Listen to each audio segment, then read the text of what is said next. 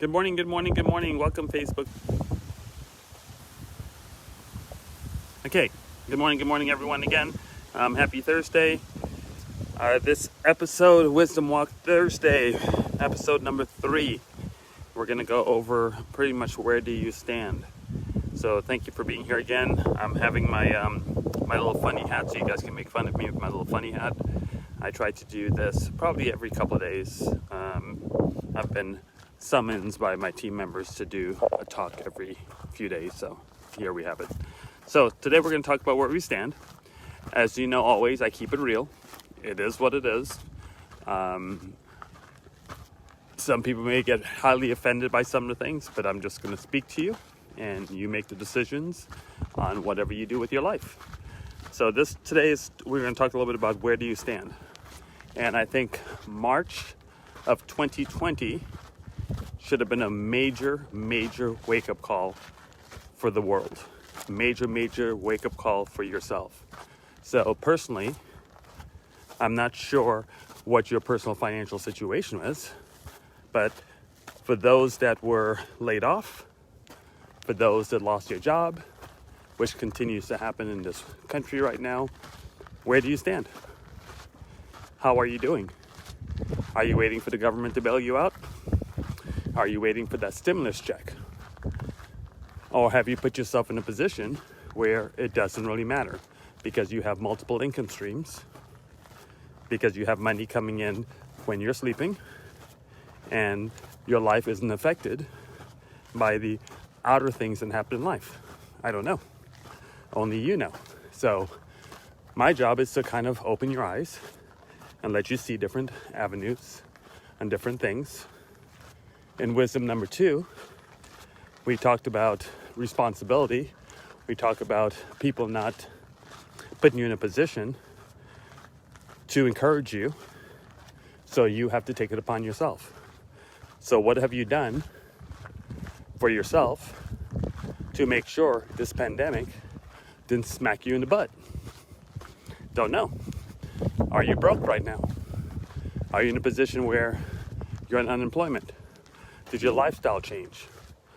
My lifestyle actually went up in 2020 because I prepared myself for anything that will go wrong. Now, I'm not telling you that to impress you. I'm telling you that to impress upon you that it can be done to anyone.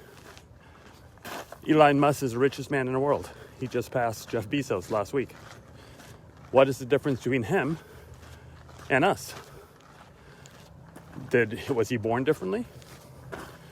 Did he have a leg up? Whatever excuses or whatever reasons you want to give, he's human, just like us. I can guarantee you some of the principles that I teach in my Good Life, which I do for free. It's a 21-day commitment, a 14-week course. It's called The Good Life. And I wake you up. And I don't charge you a dime because that's my give back for the blessed life I've had. So Eli's come up with different ideas of how he wants to build his life. He's put forth the effort. He didn't leave his feet standing in one place, and he made it happen. So your preparation, to me, is you cannot in life put yourself in a position to just have a job and think that job will always be there, and to think that job will always help you in the future. Because something like COVID could come in and wipe you out. Why put yourself in that position? And people put themselves in that position because some friend or they saw something online. It's a little windy this morning, guys, so hopefully you guys can hear me okay. But it is absolutely warm. It's 75 degrees already. Unreal. Beautiful day. Anyway, someone may have gave you an opportunity or spoke to you about an opportunity, or you may have heard me talk before. I've had a plethora of opportunities over the years. In fact, my good friend Jason Jones from Arizona called me yesterday, and a couple of days ago when I did episode number 2, he says, "Man, I've been following you for 5 years, and that live was probably the best I've ever heard you do." Well, I'm not doing that for anyone to be impressed. I'm just doing it to make people have a better life. That's it. if I can learn something, which I have from 2 billionaires already, and I can share it to the world, and you pay attention, and it helps you, makes me very, very happy. I'm addicted to people's success. I really am. I'm addicted to people. Well, lost my hat in the wind. My esthetician would not be happy if my face gets sun on it. Let's try to do that again. Hold on.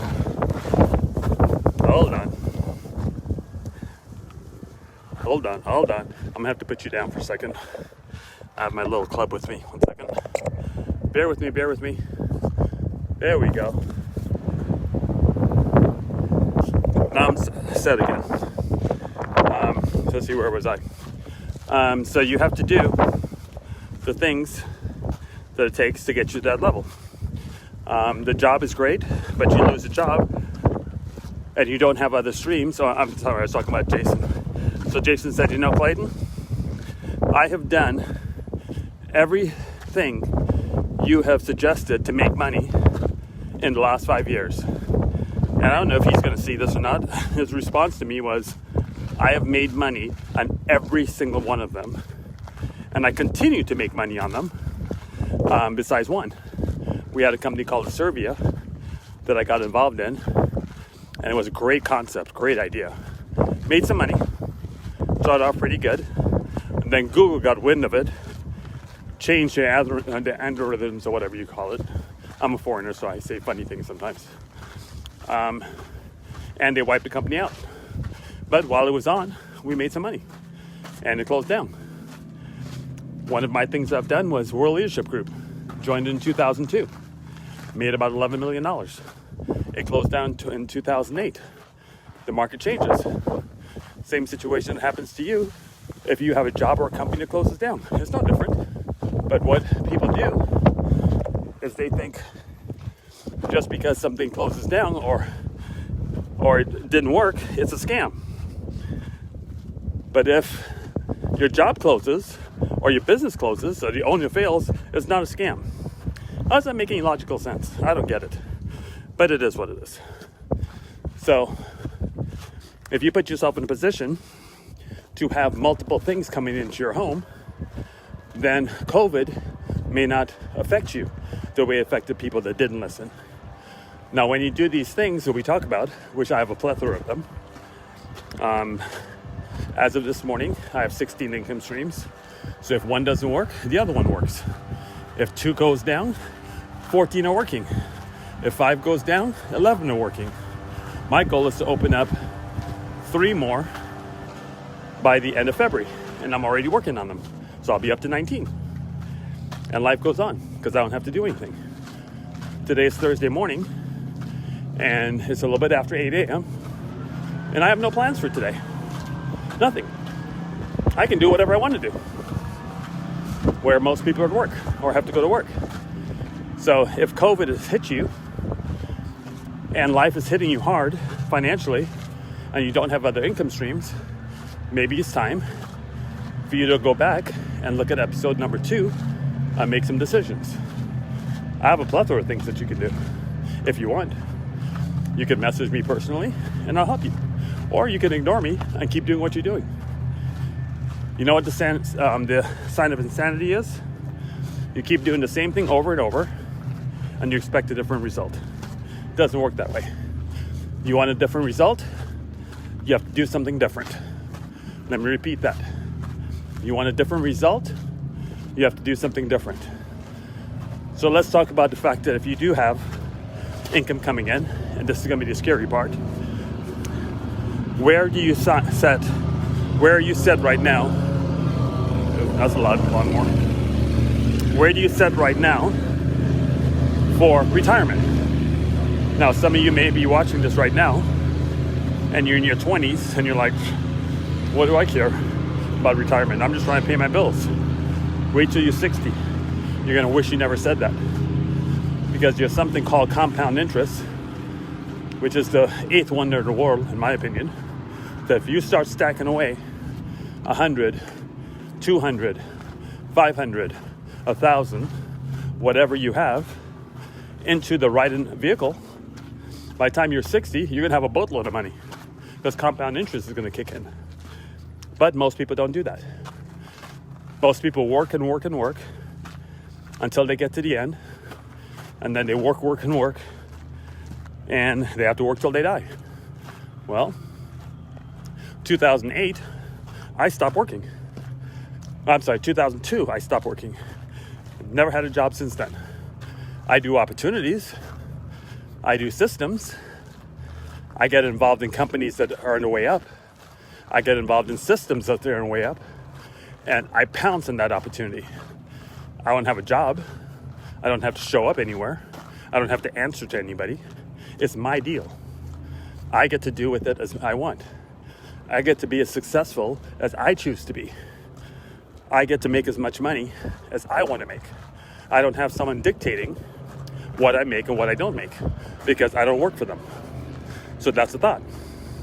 So if you haven't put yourself in a position, or you don't have an entrepreneurial mind to come up with business ideas like I do, like Elon Musk does, like Jeff Bezos does, like all the other entrepreneurs does, then maybe you should follow someone that does and see if they're kind enough to share their opportunities with you so you can have a leg up. Now here's what's funny. I can call, if I can get a hold of him, which I probably can't, I can call Jeff Bezos right now or Elon Musk right now and say, hey, can you mentor me? I want to do stuff that you're doing. And guess what's going to happen? Nothing. But someone like Tony Hsieh, may he rest in peace, the owner of Zappos, a good friend of mine, before he passed in November at 40-something years old. He was able to help me and mentor me and didn't give me opportunities, but he gave me a lot of wisdom.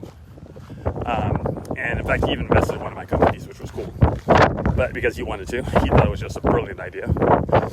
Anyway, so if you can't find someone to call, maybe you should listen. Maybe you should see. Because to me, how I found these guys and how I found Tony and how I follow people is very simple.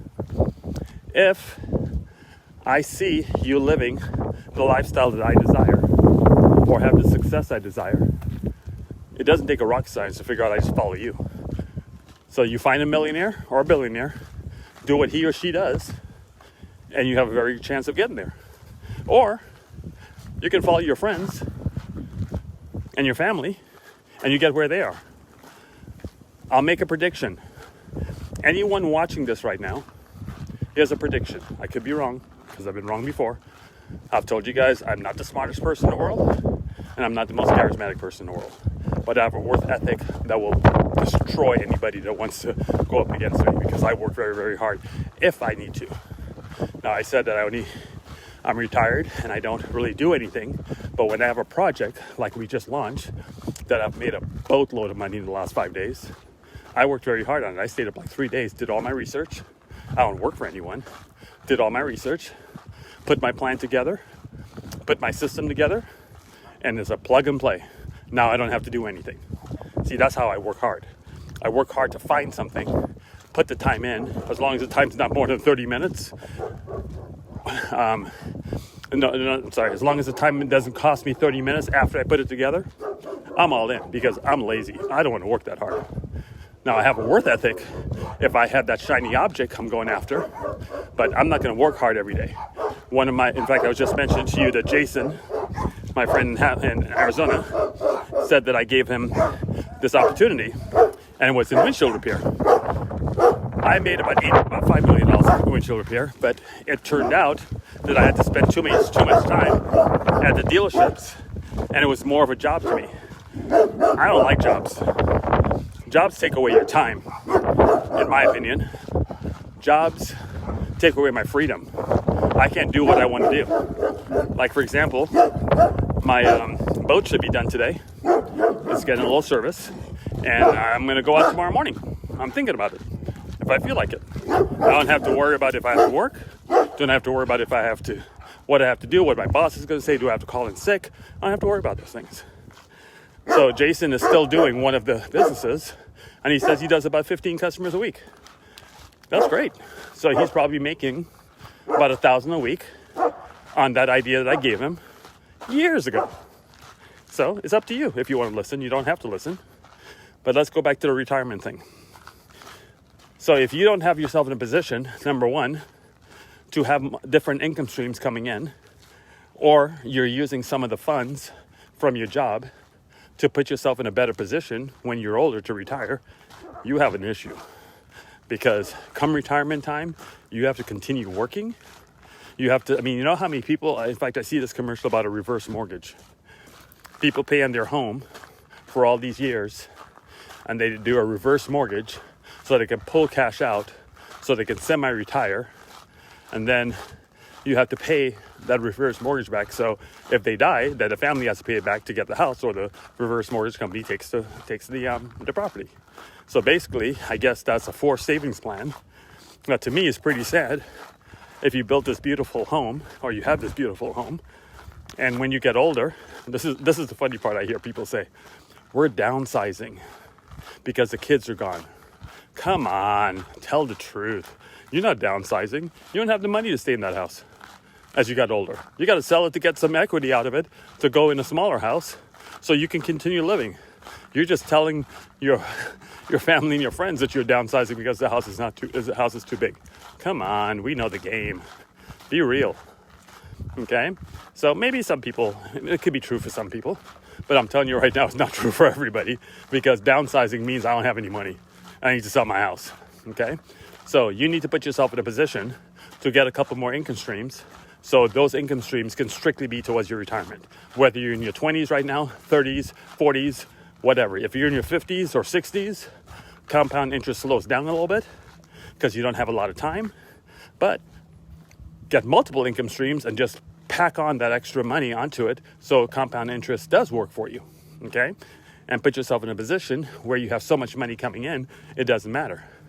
And if you put yourself in a position like the last opportunity I just mentioned to everyone, that thing is paying me every minute. Like every minute. While I'm walking to you right now, I'm getting paid. So what a wonderful thing to do, to put yourself in that position. But you don't have to listen to me. It's up to you. Here's another thing that you need to look at.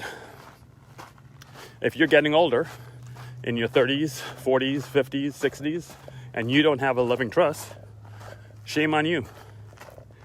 A lot of people die without a will or a living trust. So, oh, I have a will. No, you don't. You don't need a will. You need a living trust.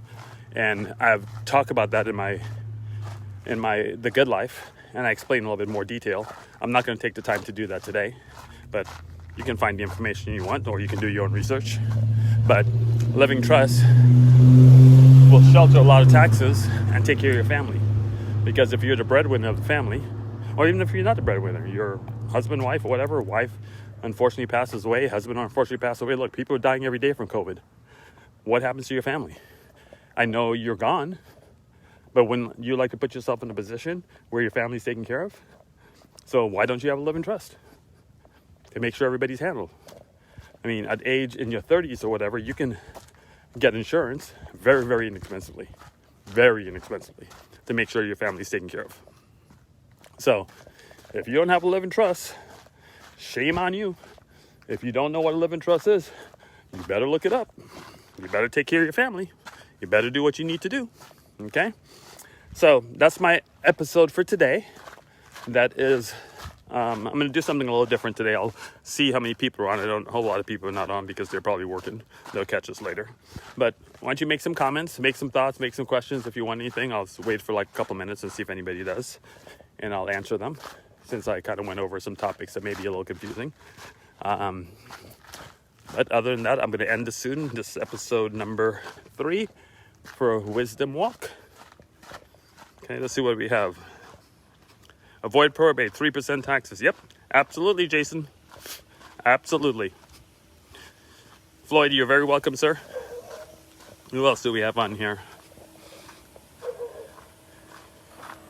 Hey, Keith. Hey, Melissa. Hey, Greg. Hey, Lillian. Cameron. Robert. Jillian. Hi, Jillian. Ryan. Paul. Darren. Okay. Thank you, Darren. I appreciate it. Okay, everyone. Enjoy your Thursday. I'll show you guys how beautiful it is here in Southern California, and it's 70 plus degrees. Look how beautiful it is today. How cool is that, huh? And I think if you caught my wisdom walk number 2, I talked about when I was in college. I was 17 or 18 years old because my father made me go to college while I was in high school. Boy, did he drive me hard. Anyway, I would drive up to this neighborhood and I would say, one day I'm going to live here. And it happened. So that's pretty cool. Hey, buddy. Hey, buddy. Okay, everybody. Take care. Take care. Happy Thursday. Talk to you guys later. Bye-bye.